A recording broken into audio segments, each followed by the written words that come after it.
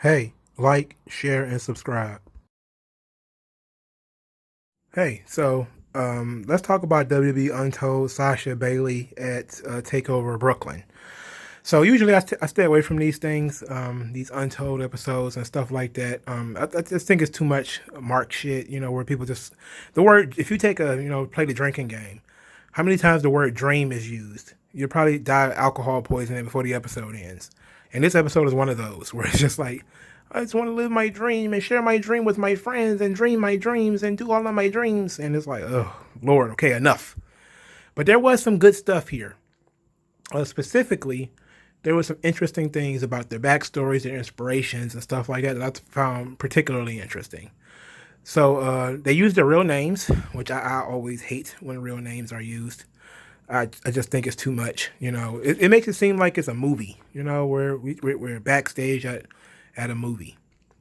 But I did enjoy this documentary. Was essentially about them being super wrestling marks and complete and total dorks, and that's fine, because I guess everybody in the business is a mark and a dork now. But I like their inspirations. Bailey's inspiration was Randy Savage. This is why her character always had tassels and she did a lot of spinning and things like that because she just was always enamored with Macho Man Randy Savage, which is a really good person to be inspired by. If you're going to be inspired by somebody, it should be one of the best ever. Same with Sasha, her inspiration being Eddie Guerrero. I really like that too. That was really dope. But we already know about her history with Eddie Guerrero. The early part of the documentary is mostly about their training and their come up, them being independent wrestlers or how they found out about wrestling and how much WWE they actually watch and all that stuff. And then, I think about 2012 was when Sasha Banks came to WWF, to the E rather, where she went to FCW. I believe she's one of the first in the NXT class, but I think she was in FCW as well. I'm pretty sure.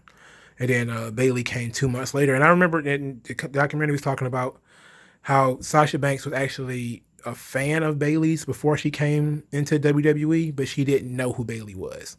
Like she knew her from the independents, but she didn't know her. Like she had never actually met her.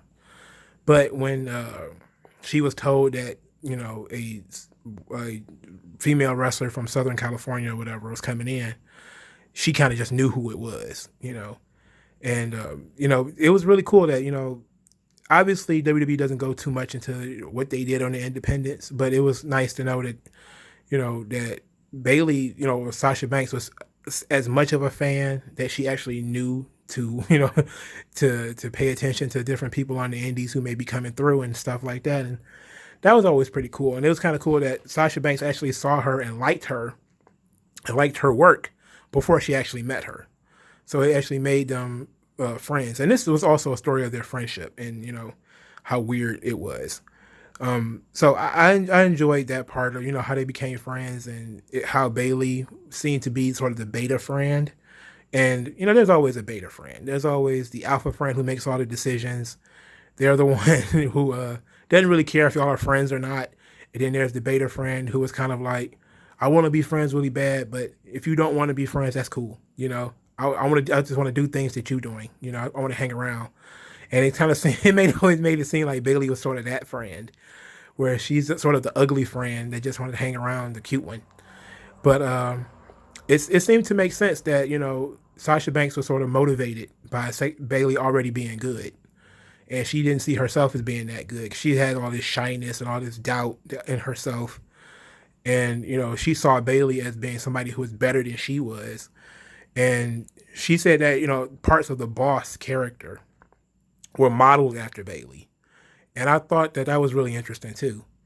I don't see it, but again, I didn't watch Bayley and the developmental and all that type of stuff.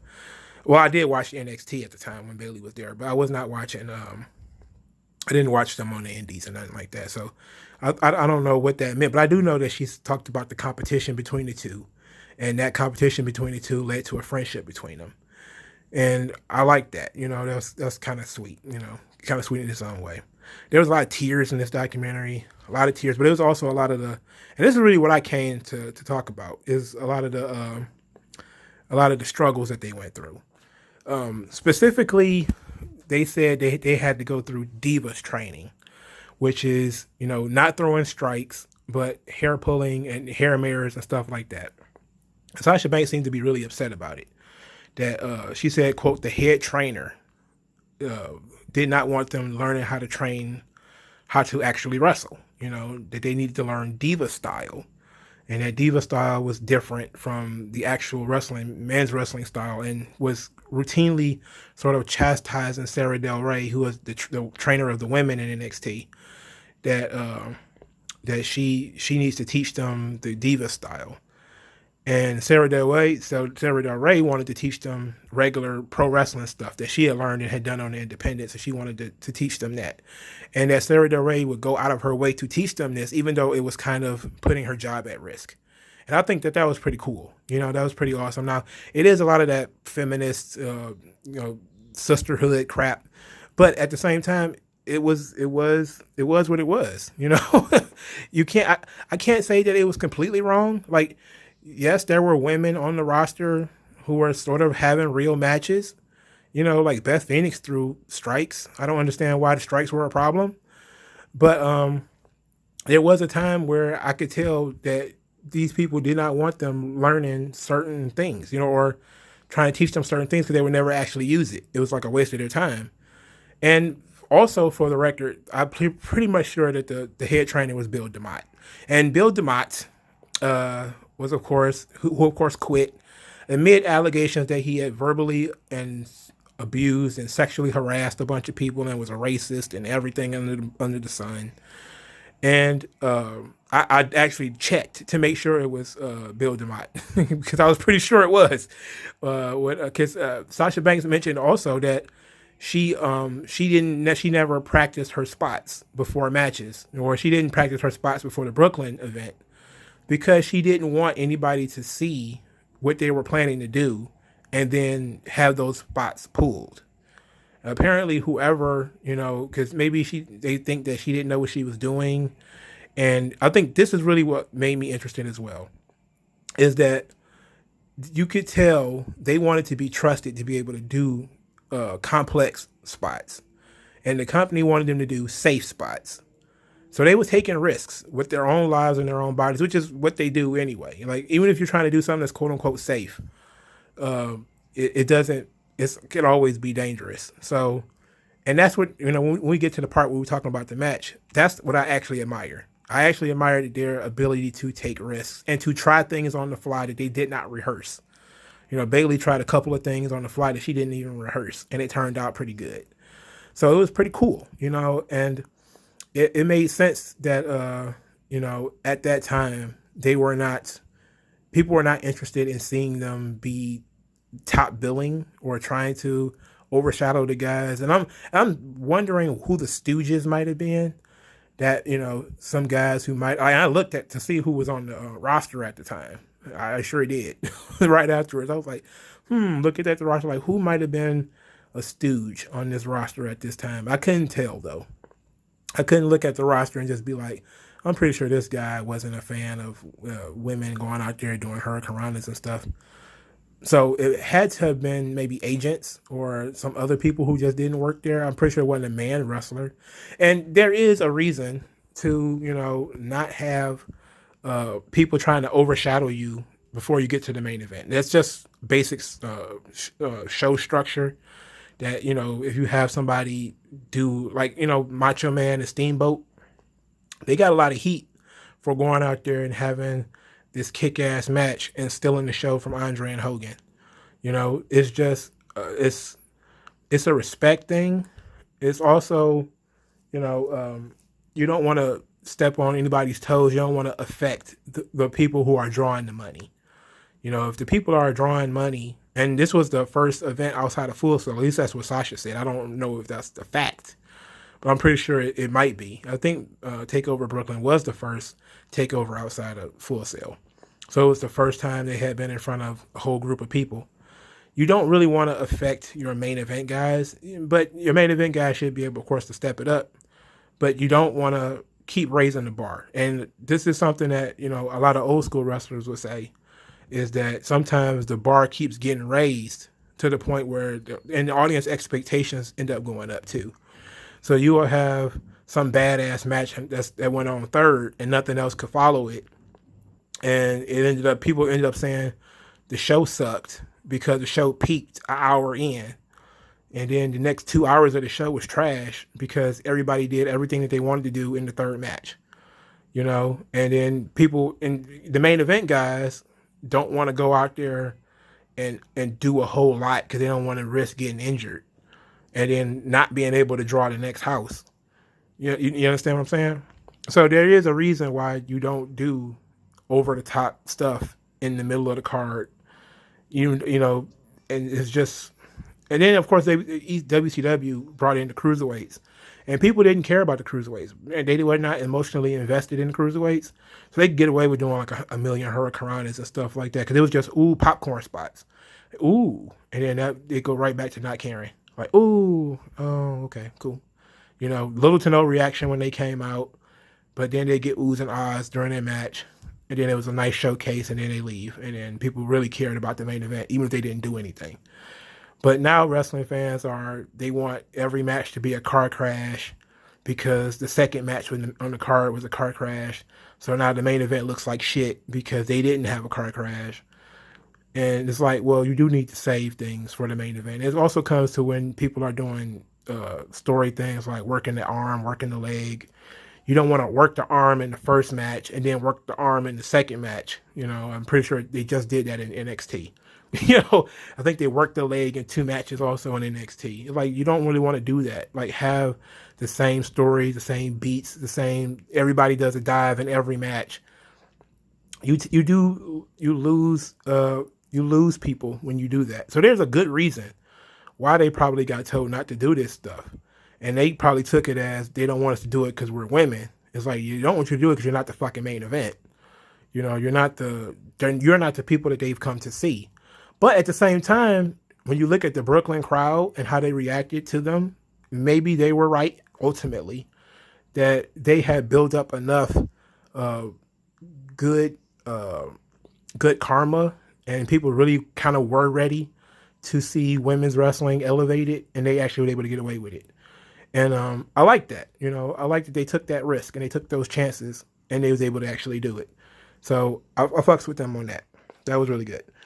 I like that both of them had, confidence issues and self-doubt issues and problems finding their characters and people trying to doubt them. And specifically, Sasha seems to have a problem with people thinking that she was trying to do too much and that they didn't understand her and was trying to put the kibosh on it. And then she would say, like, Dusty Rhodes would be the one who would tell her, this is what you want to do. We're going to help you find it. We're going to help you find the character. We're going to make it work. And then other people would just have to catch up. If they don't, if they don't get it, you'll have to catch up. And I like that too, because it gave her confidence. And we know that Sasha Banks, through all these crazy documentaries that keep coming out about Sasha Banks, that one of the threads that go through with her stories is that she has these really huge shyness and confidence issues, and that certain things that people say on the internet, she's very vulnerable into being knocked off her square, and that she's just one of those people that everything affects her. So it was good that she was able to get over that and actually find the character. And my favorite thing about this was when they started talking dirty, and I'm talking like they started talking about psychology. And this was during they were talking about the match. So they were talking about ring psychology and, the importance of being vulnerable. And Bayley was talking about how much she loves selling. And I was like, I don't know when the last time I heard a wrestler say that they love selling. Like, they like getting beaten up. They like being able to draw the audience in and get sympathy. And Sasha Banks was talking about the importance of being a mean girl. Doing mean shit like stomping Bayley's hands while she was in the bank statement. The little mule kick when she kicked her in the stomach. Those sorts of things. And, it is small details. But, it is there. I love when people put that much thought. And I said to myself, they got a fucking clue. They got a fucking clue. Okay? That's the number one problem with independent wrestlers. They don't have a fucking clue. They want to be tough guys all the time. They want to be super macho all the time. They want to get power bombed from the top of the ladder and then jump back up like it didn't hurt. They don't get it. Like, these two chicks understand. They fucking get it. And it kind of comes from them being super fucking marks and dorks. And then, of course, going through this boot camp of NXT where they were, sort of forced to, they were going to sell. You might as well like it. And then Bayley was the babyface too. So she might as well enjoy it because it's going down.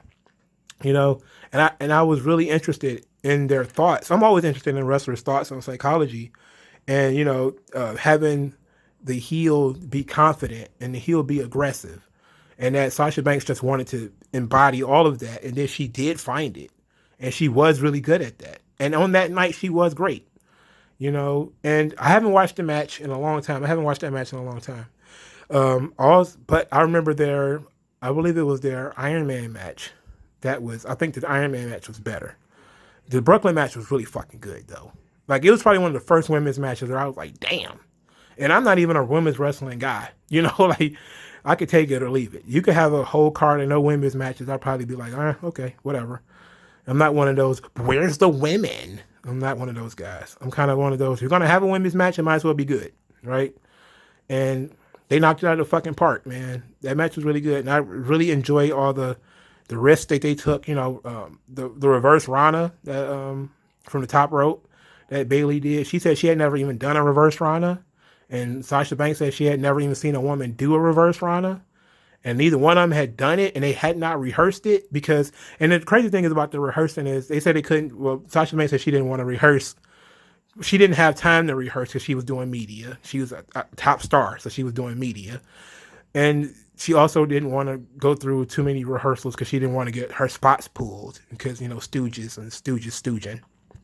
So they really didn't have a time to practice any of the things that they were doing. They were going out there literally putting their bodies on the line. And that's a huge salute for me, especially considering they were doing things they had never actually done before. They were taking the risk and fucking it up, which is fucking up some of the spots. Like Bayley said, she fell on her neck at one time from one spot. It was really fun sitting back listening to them talk about it. The flip over the referee, it wasn't practiced. It was something they talked about, but it wasn't practiced. They had no opportunity to practice it. And so Sasha Banks just did it. And it got a huge reaction, and, she didn't die. And then Triple H really appreciated everything that they were doing, which kind of leaves the question, like, why were they getting the spots pulled? And Triple H was kind of on their side, unless Triple H was kind of like, well, you haven't trained it, maybe give it some time or something like that. But they were kind of like, this is a big stage. We want to take this opportunity. And they did it. Just went out there and did it. And lo and behold, look at them now. So it was a good documentary. I enjoyed it. I could have done without some of the tears. I'm not really big on everybody's crying all the time stuff. And I'm not, and again, if you're a drinker, watch that documentary and take a shot every time you hear the word drain. You'll probably wake up in Albuquerque and not know how you got there. You'd be so goddamn drunk. But it was a good documentary. And if you haven't watched it, you should go watch it. Bill DeMott is an asshole. I'm not so sure about all the sexual harassment stuff, but he certainly is a bully. He said he trained people through the old school way. He's an asshole. And he had the old school mentality of women shouldn't be doing certain things. And I think sometimes you can see that he's not entirely wrong, because you see women and they struggle to do certain things. And everybody pops when they excel at something. People act like they didn't see certain things when they don't do things well. And it's usually just upper body stuff, like they're dropping each other, or, they're failing athletically. Because women are women, they're not perfect. Men aren't perfect either, but come on. People act like the women are just flawless now. Like, no. But it was a good documentary. Two good women wrestlers. I enjoy both of them. I enjoy both of their works now. I was not a fan of Bayley coming into 2020. I can safely say Bayley has won me over with her character and her personality. I enjoy Bayley now. I think she's carrying Sasha Banks to a degree. So it's fun. You know, it's fun, and I'm glad that they're friends and they get to enjoy that together. Like, that's a really sweet story. But what did you guys think? Like, share, subscribe, and I'll talk to you guys later. Leave a comment.